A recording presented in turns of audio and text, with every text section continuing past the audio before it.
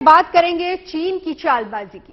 आखिर 2 साल बाद पूर्वी लद्दाख कोगरा हॉट स्प्रिंग इलाके से शुरू हुई डिसएंगेजमेंट की प्रक्रिया करीब करीब पूरी हो गई है।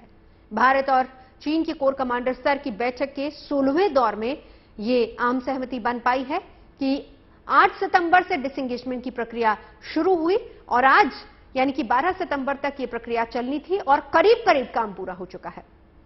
इस डिसएंगेजमेंट प्रक्रिया के तहत दोनों देशों के सैनिक अपने पूर्व तैनाती बिंदुओं पर वापस लौट गए हैं और साथ ही इस क्षेत्र में बनाए गए अस्थायी आधारभूत ढांचों को भी नष्ट कर दिया गया, जो लाइन ऑफ एक्चुअल कंट्रोल पर शांति और सद्भाव के लिए मददगार साबित होगा।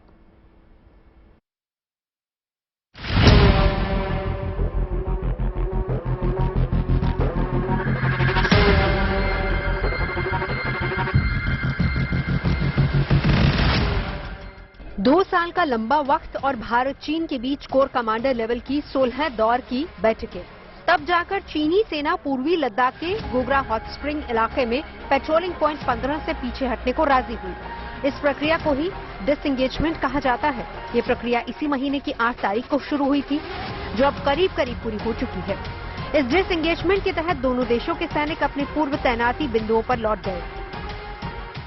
लद्दाख में भारत और चीनी सेनाओं के बीच अब तनाव खत्म होने की तरफ आगे बढ़ रहा है, क्योंकि गोगरा हॉट स्प्रिंग यानी कि पेट्रोलिंग पॉइंट 15 से दोनों सेनाएं अब पीछे हट रही हैं। लगभग 2 साल के बाद दोनों सेनाओं के बीच में 16 दौर की कोर कमांडर स्तर की बातचीत के बाद इसे एक बड़ी सफलता माना जाएगा। ये बात किसी से छिपी नहीं है कि विस्तारवादी चीन पड़ोसी देशों की जमीन हड़पने का कोई मौका नहीं छोड़ता। ये बात कई बार सैटेलाइट तस्वीरों के जरिए भी दुनिया के सामने उजागर हो चुकी है, लेकिन भारतीय फौज की मुस्तैदी के चलते चीनी सैनिकों की चालबाजी इस बार भी नहीं चल पाई। भारत और चीन के बीच लद्दाख सीमा पर विवाद अप्रैल 2020 में शुरू हुआ, जब चीनी सैनिकों ने भारतीय सीमा में घुसने की कोशिश की। उसके बाद लाइन ऑफ एक्चुअल कंट्रोल यानी LAC के अलग अलग हिस्सों पर भारत और चीन की सेनाएं आमने सामने डटी रही। इन्हीं में से गोगरा हॉट स्प्रिंग इलाके में पेट्रोलिंग पॉइंट यानी PP-15 को लेकर विवाद था, जिसे भारत और चीन के बीच कोर कमांडर लेवल की बैठक में बातचीत के जरिए सुलझाने की कोशिश शुरू हुई।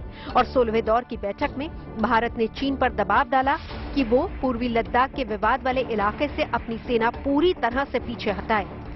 देर से ही सही, लेकिन चीन को अपनी पैर पीछे खींचने पड़े।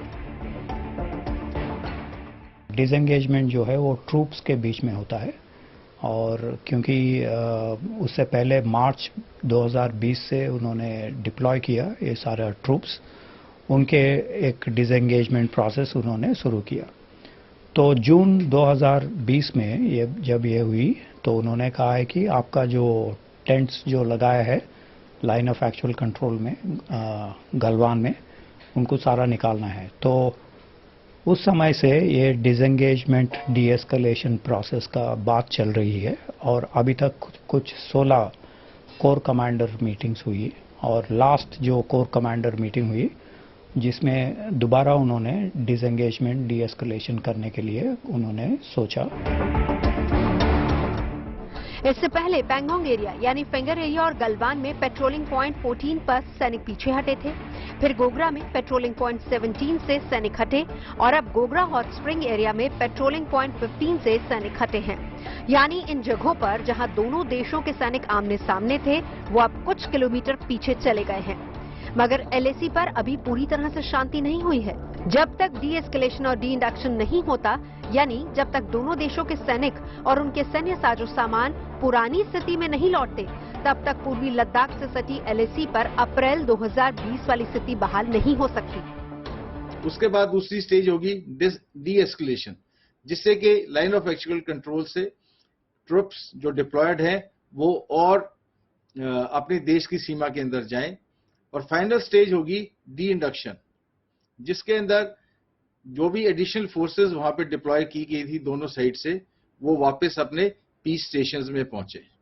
ये हम जानते हैं ये कि बहुत लंबा सफर है और इसके लिए बहुत मशक्कत करनी पड़ेगी, लेकिन ये एक बहुत अच्छी शुरुआत है।